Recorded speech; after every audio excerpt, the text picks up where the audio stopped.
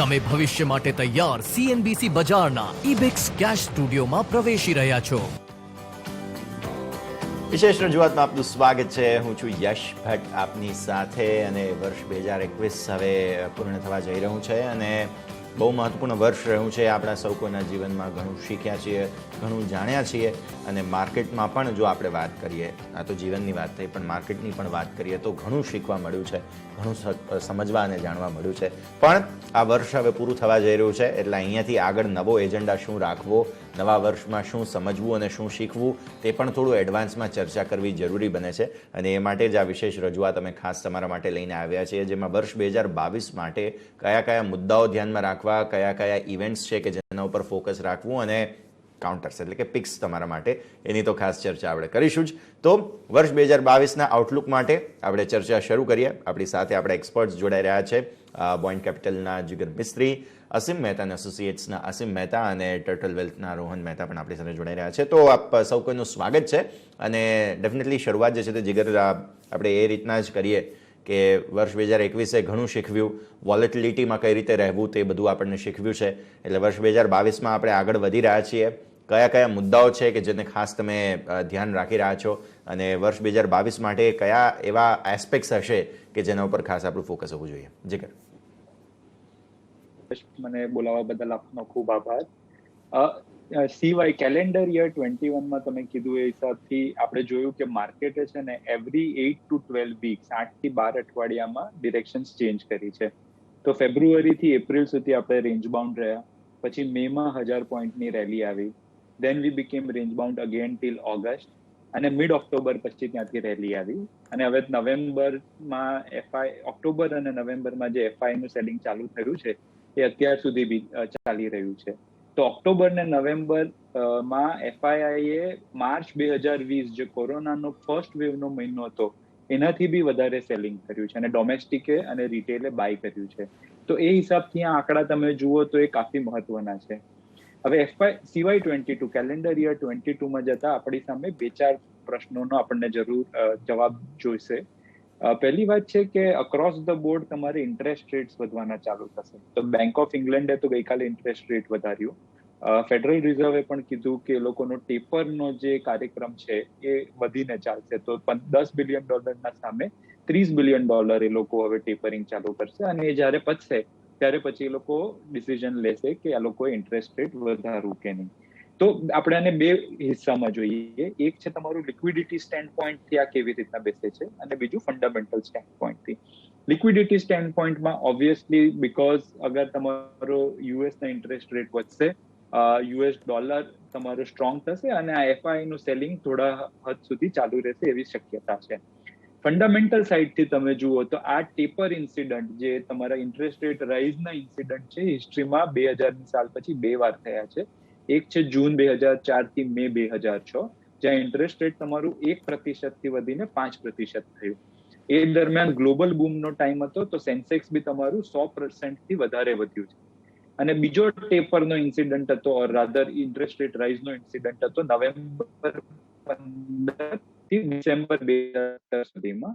ત્યાં સુધીમાં fed range આપવાની ચાલુ કરી દીધી, પણ તમે મધ્ય પોઈન્ટ જુઓ એમાં 0.125% થી વધી અને 1.375% ઇન્ટરેસ્ટ રેટ થઈ ગયું હતું ફેડરલ ફંડ રેટ અને ત્યારે પણ સેન્સેક્સ 21 પોઈન્ટ વધ્યું હતું.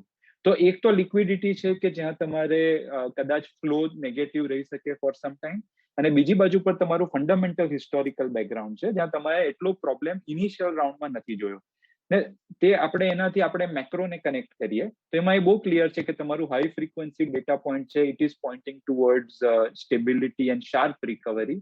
તમારું ગૂગલ મોબિલિટી રિપોર્ટ જુઓ, ઇલેક્ટ્રિસિટી કન્ઝમ્પશન જુઓ, જીએસટી કલેક્શન જુઓ.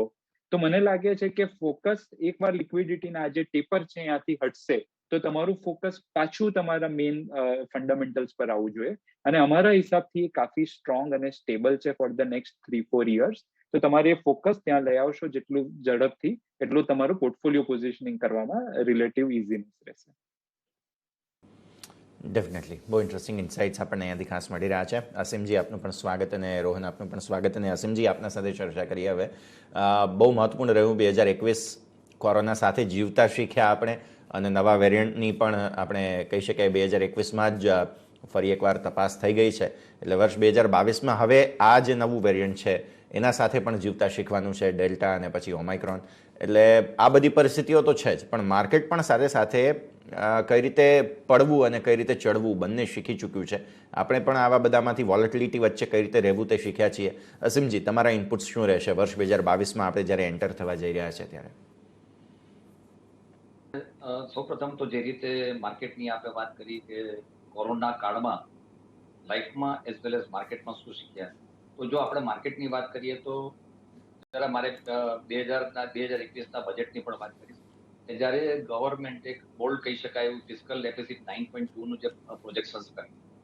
આપણે જનરલી જોતા આવ્યા છીએ કે કોઈ પણ ગવર્મેન્ટ એક હાઈ ડેફિસિટ બતાવવાનું એટલી હિંમત નથી કરતું હોતું અને વિન્ડો ડ્રેસિંગ કરીને પછી એને ક્યાંક મેનેજ કરવામાં આવતું છે પાસ્ટમાં. પણ આ વખતે definitely not only Indian government પણ વર્લ્ડની બધી જ મોટી જે ઇકોનોમી છે એમણે સ્ટિમ્યુલસ પેકેજ આપ્યા અને એ કારણસર આપણને લિક્વિડિટી માર્કેટમાં ઘણી સારી જોવા મળી.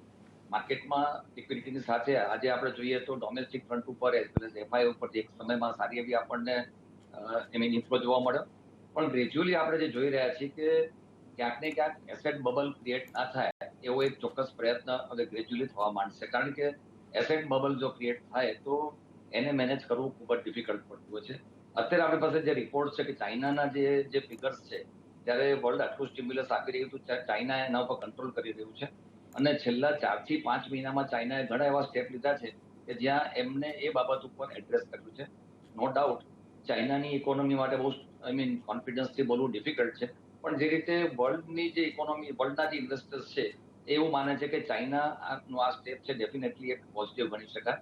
ભારત દેશમાં આપણે છેલ્લે પણ રિઝર્વ બેંકની જે પોલિસી જોઈ એમાં એવું કંઈ સ્ટ્રિક્ટ એક્શન જોવા નથી મળ્યા. ઇન્ફ્લેશન ડેફિનેટલી આપણને થોડું વધારે જોવા મળી રહ્યું છે. હવે આ બધા પરિબળોની વચ્ચે હવે બજેટ જે 2022માં બજેટ રજૂ થશે, હું નથી માનતો કે ગવર્મેન્ટ આટલી મોટી ફિસ્કલ ડેફિસિટનું કોઈ પ્લાનિંગ કરે. એટલે ફિસ્કલ ડેફિસિટ કંટ્રોલમાં રહેવી પૂરેપૂરી શક્યતા છે. પણ એક પોઝિટિવ ફેક્ટર યસ એ થયું છે કરંટ યરમાં કે આપણે direct as well as indirect ટેક્સનું જે કલેક્શન જોઈ રહ્યા છીએ અને ઇવન ઓફ લેટ જે આપણે 15મી ડિસેમ્બરના જે એડવાન્સ ટેક્સના ફિગર છે એ પણ ઘણા સારા દેખાઈ રહ્યા છે. એનો અર્થ એમ છે કે પાયાના લેવલે આપણી કંપનીઓ ઘણું સારું પરફોર્મ કરી રહી છે અને એ આપણા માર્કેટને સ્ટેબિલિટી આપવામાં ચોક્કસ મદદરૂપ થશે. રેટ સુનર ઓર લેટર વધવાના છે, ધેટ ઇઝ સર્ટન. માર્કેટ એ વસ્તુને ગ્રેજ્યુઅલી ડિસ્કાઉન્ટ કરી રહ્યું છે, ટેપરિંગ ચોક્કસ થઈ રહ્યું છે, પણ માર્કેટ ક્યાંક ને ક્યાંક બેલેન્સિંગ થઈ રહ્યું છે એવું મારું માનવું છે. અને બીજી વસ્તુ એ છે કે હવેનો જે સમય છે, ઇવન જે 2022 જ્યારે આપણે વાત કરતા હોઈએ તો ફર્સ્ટ ઓફ ઓલ લિક્વિડિટી ઓછી હશે. બીજું ક્યાંક ને ક્યાંક એક જીઓ પોલિટિકલ જે અનસર્ટનિટી છે એ કેવું પ્લે કરશે એ કેવું અત્યારે ડિફિકલ્ટ છે.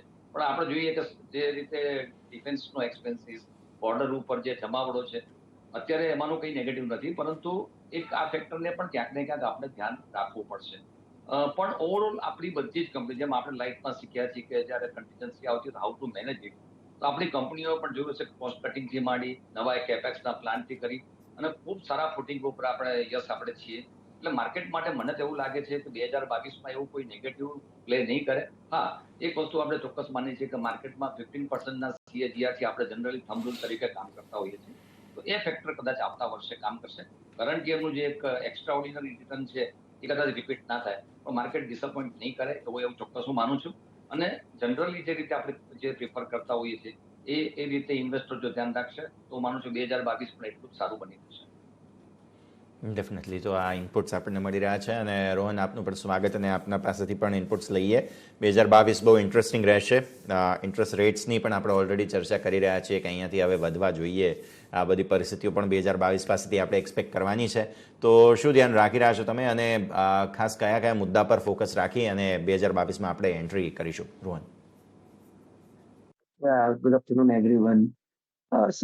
Who as a fund manager, I'm a bottom-up investor, so I don't know more about the macros and the macros. આપણા કંટ્રોલમાં પણ નથી હોતું.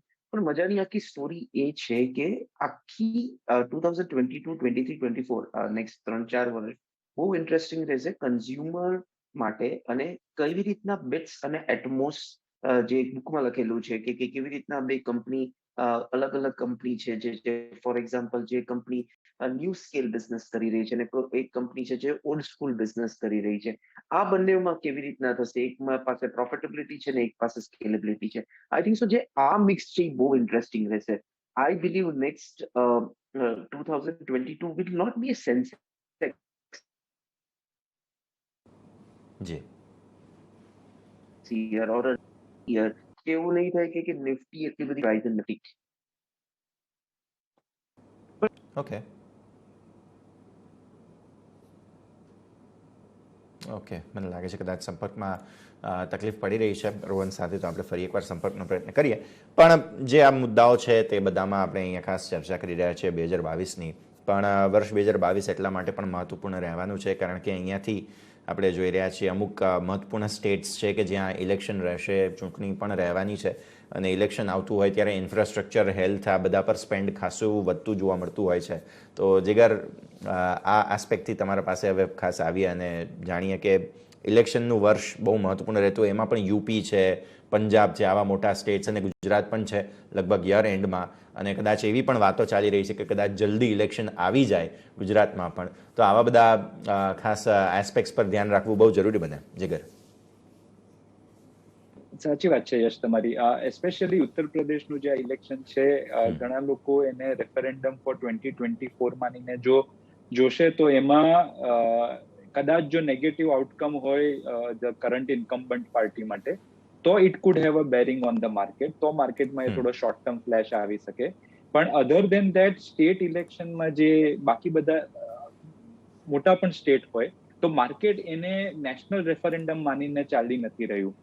જે તમે સ્પેન્ડ્સની વાત કરો છો તે ઓન ગોઈંગ સ્ટેટ કેપિટલના સ્પેન્ડ્સ છે અને એ બહુ જરૂરી છે કારણ કે અધર દેન ઇન્ડિયન રેલવે અને નેશનલ હાઈવે બધો જે કેપિટલ સ્પેન્ડિંગ પ્રોગ્રામ છે ગવર્મેન્ટનો એ તમારા સ્ટેટ ગવર્મેન્ટના બજેટના થ્રુ જ એક્ઝિક્યુટ થતો હોય છે. તો ધેરફોર અગર 5 મોટા સ્ટેટ્સનું એસેમ્બલી ઇલેક્શન્સ જો આવે અને જો એમાં વૃદ્ધિ થાય, તમારી ઝડપથી સ્પેન્ડિંગ કેપેસિટી વધવા માંડે તો તમને એ ફિગર્સમાં જોવા માંડશે. અને ફ્રેન્કલી તમે જો ગવર્મેન્ટના આંકડા જુઓ તો એમાં કાંઈ એવી રીતના દેખાઈ નથી રહ્યું કે પ્રોબ્લેમ છે. તમે સેન્ટ્રલ ગવર્મેન્ટનું જુઓ તો ટ્રેડ ડેફિસિટ નવેમ્બરની $23 બિલિયન પર થઈ ગઈ હતી, 8 મહિનાની $119 બિલિયન પર. એ થોડો ચિંતાનો વિષય છે અને ઓવર લોંગર ટર્મ એ કેવી રીતના સ્ટેબિલાઇઝ થશે. પણ જીએસટી કલેક્શન જે છે એ તમારો ઓલરેડી 1.35 લાખ કરોડ પહોંચી ગયા છે. તો જીએસટી કલેક્શનનું જે ઇફેક્ટિવ ડેવલ્યુશન થાય છે ટુવર્ડ્સ ધ સ્ટેટ્સ એ તો ચાલુ રહેશે અને states will have enough money to spend વેરેવર they want to spend. તો એ હિસાબથી આઈ થિંક સ્પેન્ડિંગ પ્રોગ્રામમાં because of election that food B a continued boost for that. Okay, definitely. તો આ એક મુદ્દો જરૂરથી અહીંયા ખાસ બનતો જોવા મળે. રોહન, તમે કમેન્ટ્સ આપી રહ્યા હતા, થોડું મિસકમ્યુનિકેશન હતું વચ્ચે. Please continue sir. So my point was that कि बिट्स અને એટમોસ બહુ ઇન્ટરેસ્ટિંગ એસ્પેક્ટ રહેશે કે જૂની કંપનીઝ જે પ્રોફિટેબિલિટી પર બિલીવ કરે છે અને નવી કંપનીઝ જે સ્કેલેબિલિટી પર બિલીવ કરે છે. I think so this year would not be means upcoming 2022 would not be a Nifty year કે જેમાં નિફ્ટી એ બહુ એક્સેપ્શનલ રાઇઝ કરશે because Nifty already have done 150-160%. પણ સ્ટોક સ્પેસિફિક એક્શન્સ બહુ સુપીરિયર રહેશે, નવી ઓપોર્ચ્યુનિટીઝ એક્સ્ટ્રા ઓર્ડિનરી પર રહેશે. સો આઈ થિંક સો બે ઓપોર્ચ્યુનિટીઝ જે સેક્ટર થીમ જે જોવી જોઈએ આપણે એ છે કે એક છે of course the new business ideas which are really scaling up અને એનું પણ રીઝન છે કે લોસ કેમ કરે છે અને બીજી બધી કંપની પ્રોફિટેબિલિટી કેમ કરે છે. That is one idea. અને secondly I think so the companies જે એકદમ શેટર્ડ સેક્ટર છે એ છે પીએસયુ. સો આ extreme opportunity આપે યર્સથી one of the most under performer sector રહ્યું છે કે એક થીમ રહી છે જે આજથી 10 વર્ષ પહેલા બહુ મોટી થીમ માની જતી હતી પણ હવે એટલી બધી થીમ નથી અને લાઈફ લોએસ્ટ લેવલ પર મળી રહી છે અને સુપીરિયર વેલ્યુએશન્સ મળી રહ્યું છે. સો જો વેલ્યુની વાત કરીએ તો I think so PSU can offer some great investment opportunities. અને જે સ્કેલેબિલિટીની વાત કરી શકીએ કે વી કેન એક્સપેક્ટ કે the companies like Nykaas and Paytms and Zomatos and coming so many companies really what 2022 will be all IPOs with all the new companies. So આ બધી કંપનીઝ કેવી રીતના સ્કેલેબિલિટી મોડેલ પર જઈ શકે છે અને આ બધી કંપનીઝ સુપીરિયર ઓપોર્ચ્યુનિટી આપશે.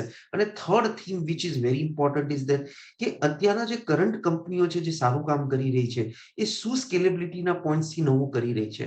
See, if we can see these three themes in the portfolio in 2022, so I think so multi-bagger opportunities મળશે. So Nifty as a whole, I don't think so it will be a great idea. But yeah, as a sector and as a stock, I think so કે એટલા બધી companies opportunity મળશે જ્યાં તમે Nifty કરતા વધારે સારું પરફોર્મ કરી શકશો.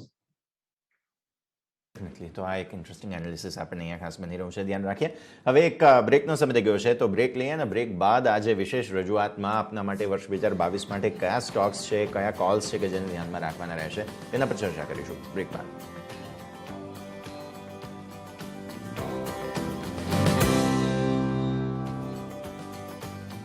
इंडिया बुल्स हाउसिंग फाइनेंस ने सिक्योर्ड रिडीमेबल एनसीडी के पब्लिक इशू की घोषणा करी है. 9.25% प्रति वर्ष तक की कूपन दर की पेशकश की है और 0.25% प्रति वर्ष का अतिरिक्त इंसेंटिव भी दे रहे हैं. सोमवार 20 दिसंबर के दिन इशू बंद होगा. सब्सक्राइब करने के लिए 012460798840 पर कॉल करें. जोखिम कारक मुद्दों और इशू से संबंधित जानकारी के लिए सेबी, स्टॉक एक्सचेंज, कंपनी और प्रमुख प्रबंधों की वेबसाइटों पर उपलब्ध शेल्फ और ट्रांच 1 प्रोस्पेक्टस देखें.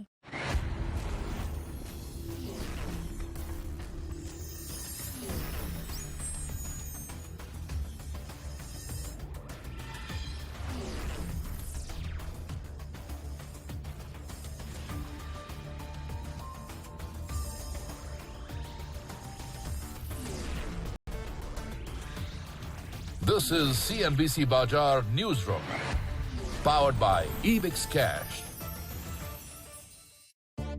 फेवरेट बाइक खुद खरीद ली. स्मार्ट हो ना बाइक ब्रो. अब उसी स्पीड से कुछ वेरी स्मार्ट कर लो. एंजल वन पे क्विक साइन अप करके इन्वेस्टमेंट स्टार्ट कर लो. पेश है स्मार्ट लोगों का very smart choice. Angel one, आगे बढ़ने का स्मार्ट सौदा. Investments in securities markets are subject to market risks. Read all the related documents carefully before investing. Lamination वाला exterior paint, Asian Paints Ultima Protect. बारिश, धूप और धूल को आने दो. તને 5 પૈસા નથી ખબર? હવે તો સૌને ખબર છે. 5 પૈસા પર છે 4000 સ્ટોકનું રિસર્ચ, ટેકનિકલ ટૂલ્સ અને રોકાણ આઈડિયા. અત્યારે જ 5 પૈસા ડાઉનલોડ કરો. હવે તો સૌને ખબર છે 5 પૈસાની સાથે રોકાણ થયું સરળ અને લાભદાયક પણ. જામીનગીરી બજારમાં રોકાણ એ જોખમને આધીન છે. રોકાણ કરતા પહેલા સંબંધિત તમામ દસ્તાવેજો વાંચો. This is Network 18, and you are watching CNBC Bazaar, powered by Ebix Cash. Ebix Cash, हर खुशी के लिए काफी है.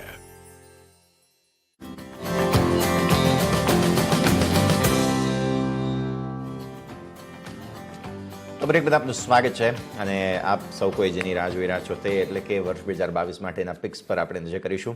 જીગર, સમય થોડો ઓછો છે એટલે આપના બંને પિક્સ જે છે તે બંને એક સાથે જાય એક જ સવાલની અંદર તમે જવાબ આપી દો. જીગર, હું તમને બે સ્ટોક્સ તમને કહું છું જે મને ઇન્ટરેસ્ટિંગ લાગે છે. બેમાં મારા ફંડનું ઇન્વેસ્ટમેન્ટ છે. બેન્કિંગ સેક્ટર અમને લાગે છે જનરલી ખાસું નીચે આવી ગયું છે અને 2022માં it will be one of the best performers. ICICI bank એ અમારી ટોપ હોલ્ડિંગ છે આજની તારીખમાં. એ બેંક અમને ઘણી સારી લાગે છે. 2.1 ફોરવર્ડ પ્રાઇસ ટુ બુક છે. અમને એ સ્ટોક બહુ ઇન્ટરેસ્ટિંગ લાગે છે. બીજો એક સ્ટોક છે સાયન્ટ, જે ઇન્ફોર્મેશન ટેકનોલોજી સ્પેસમાં છે. અરાઉન્ડ 10,000 કરોડની માર્કેટ કેપ છે, તો તમે એને મિડ કેપ માનીને ચાલી શકો. અને એનું મેજર કામ છે ER&Dમાં, એટલે સમજો બોઈંગના ફેન્સ કેટલી ફાસ્ટ સ્પીડ પર ચાલવા જોઈએ એનું જે સોફ્ટવેર ઓપ્ટિમાઇઝેશન છે એ કરે છે. રીઓપનિંગ થીમ તમે માની શકો, એમાં ખૂબ વ્યવસ્થિત રીતના સેટઅપ છે. સેકન્ડલી તમારો બિઝનેસ જે છે એમાં બહુ સ્ટીકી છે. અને લાસ્ટલી એની જે વેલ્યુએશન છે એ બાકી બધા મિડ કેપ આઈટીના કમ્પેરિઝનમાં હાફ છે, 20 times forward P. Okay, definitely. તો સાયન્ટ પર તમારે ધ્યાન આપવાનું છે અને આઈસીઆઈસીઆઈ બેંક બે કાઉન્ટર્સ છે કે જે વર્ષ 2022 માટે તમને સલાહ મળી રહી છે જીગર તરફથી. અસીમજી, આપના કયા ખાસ પસંદગી રહેશે? આપણે જેમ હમણાં બેંક્સની વાત કરી તો પ્રાઇવેટ બેંક્સે તો એવું કંઈ ખાસ કન્ટ્રીબ્યુટ નથી કર્યું, પણ જ્યાં સુધી વાત છે તમારી પસંદગીની, કયા બે કાઉન્ટર્સ છે કે જે તમે પસંદ કરી રહ્યા છો અહીંયાથી? જી, I fully agree with જીગરભાઈ કે બેન્કિંગ સેક્ટર, ટેકનોલોજી સેક્ટર આવનારા સમયમાં ઘણું સારું પરફોર્મ કરશે. અને એ જે સેક્ટરલની વાત છે એની વાત કરીએ છીએ. આજે જો હું 2 શેર રેકમેન્ડ કરું છું ઓલ્ડ ઇકોનોમીના છે, જે રીતે હમણાં રોહનભાઈએ વાત કરી કે જે ન્યૂ ઇકોનોમી છે that will also do very well. I fully agree. પણ આજે મેં સિલેક્ટ કર્યા છે લુકિંગ ટુ ધી એક ડિફેન્સિવ કે જો ડિફેન્સિવ અથવા તો જે રીતે આપણે 15 થી 20% CAGR નું જે ધ્યાન રાખતા હોય છે એ ધ્યાનમાં રાખીને મેં 2 કંપની સજેસ્ટ કરી છે. પહેલું છે મારું SRF છે. SRF એક technical textile speciality chemicals as well as પેકેજિંગમાં કામ કરે છે. કંપનીના જે પ્લાન્ટ્સ છે ફૂલ કેપેસિટી ચાલી રહ્યા છે અને કંપનીનો એક કોન્ફિડન્સ છે મેનેજમેન્ટનો કે 15 થી 20% ગ્રોથ એવરી યર આવશે અને લગભગ 22-23માં 30,500 કરોડના એમના કેપેક્સ. આ કંપની એક વખત આપણે જે બોનસ આવ્યા પછી 2,500 ની આસપાસ હતો, એ પછી કરેક્શન આવ્યું. અત્યારે મને એવું લાગે છે કે આ ભાવે જો બાય કરવામાં આવે તો 2600 થી 2700 નો ભાવ આપણને જોવા મળી શકે છે. વેરી સેફ અને વેરી કોન્ફિડન્ટ ઇન્વેસ્ટમેન્ટ SRFમાં કરી શકાય. બીજો સ્ટોક જે મેં સિલેક્ટ કર્યો છે that is Reliance industries. Evergreen છે. આપણે આ કરેક્શનમાં સારા ભાવે આ સ્ટોક મળી રહ્યો છે. એના દરેક વર્ટિકલ સારા પરફોર્મ કરી રહ્યા છે. જે રીતે કોમ્યુનિકેશન ટેલિકોમ્યુનિકેશનના ભાવ વધ્યા પછી આરપો પણ વધી રહ્યું છે. બીજા જે વર્ટિકલ્સ છે રિટેલ્સ છે અને જે પેટ્રોકેમિકલ્સ છે, આ બધા જ ફૂલ કેપેસિટી સારી કેશ જનરેટ કરી રહ્યા છે. અને જે ઓફ લીડ જે એન્ટ્રન્ટ છે નવા, no doubt it will take 3 years to make profit, પણ જે ગ્રીન એનર્જીમાં કંપની એન્ટ્રોડ્સ કરી રહી છે એ પણ ભવિષ્યની વેલ્યુ મોટી જ એડ કરે એવી શક્યતા છે. So strongly recommend Reliance Industry, target 3000. Definitely. તો આ 2 કાઉન્ટર છે કે જેના ઉપર આપણે અહીંયાથી ખાસ ધ્યાન રાખવાનું છે.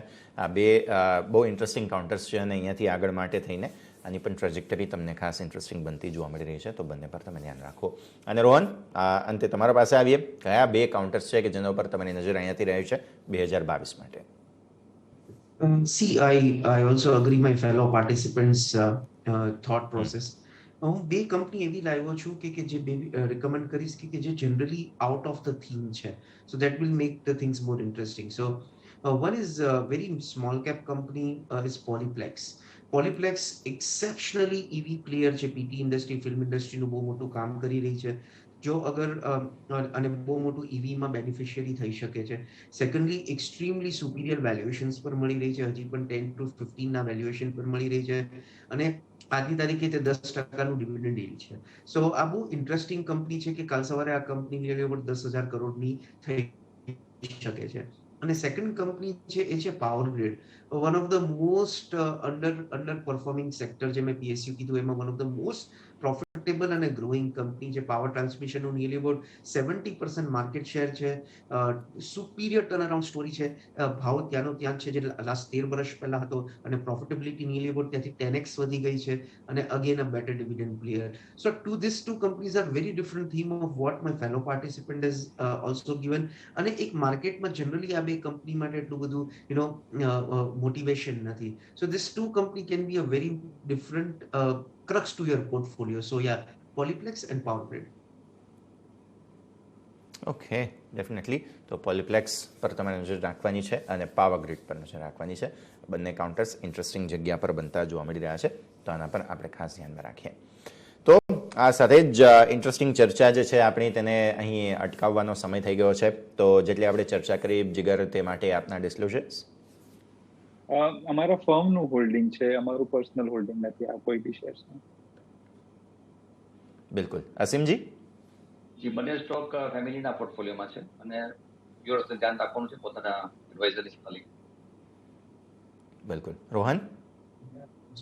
ઓફકોર્સ મારું ફંડ મારા પર્સનલ મારી કંપની અને ક્લાયન્ટમાં ઇન્વેસ્ટમેન્ટ છે અને ઓફકોર્સ તમારું લેતા પહેલા તમારા ફંડ મેનેજર કે તમે ફાઇનાન્શિયલ એડવાઇઝર પહેલા તમે લઈ અને વાત કરી અને પછી જ ઇન્વેસ્ટ કરજો.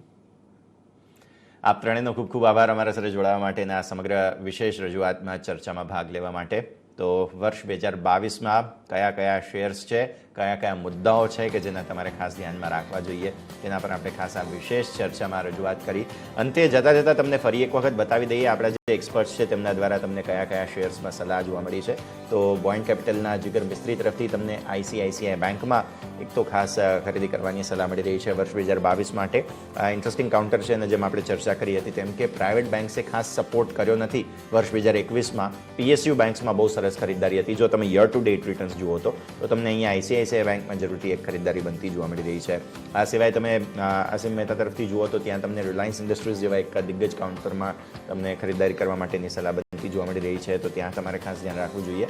અને અંતે રોહન તરફથી તમને જે સલાહ બની છે તેમાં તમે ખાસ જોશો કે પોલીપ્લેક્સ જેવા યુનિક કાઉન્ટર્સ છે કે જેમાં તમને ખરીદદારી કરવાની સલાહ બનતી જોવા મળી રહી છે. તો આપણે એક્સપર્ટ્સ તરફથી જે સલાહ છે તમને સ્ક્રીન પર અહીંયા ખાસ જોવા મળી રહી છે.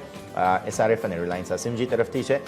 તમે ખાસ જોશો કે રોહન મહેતા તરફથી પોલીપ્લેક્સ અને પાવર ગ્રીડમાં લક્ષ્ય પણ તમને સ્ક્રીન પર જોવા મળી રહ્યા છે.